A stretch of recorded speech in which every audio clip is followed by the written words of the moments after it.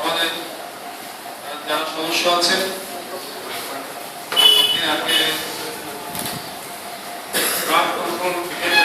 এসেছেন প্রত্যেককে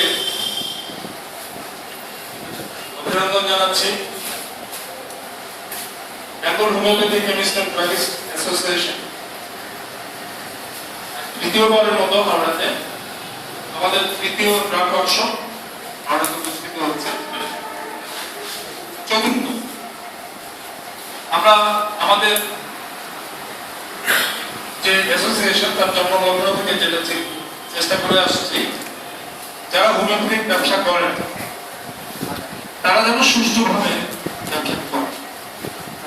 তার মধ্যে নানা অসুবিধা থাকতেই পারে। অসুবিধাগুলো আমরা প্রত্যেকের সহযোগিতায় অসুবিধা যেন আমরা কাটিয়ে উঠতে পারি।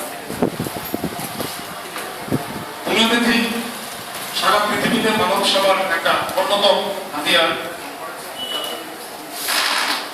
এবং হোমিওপ্যাথিক ওষুধ যারা ব্যবসা করে ওষুধের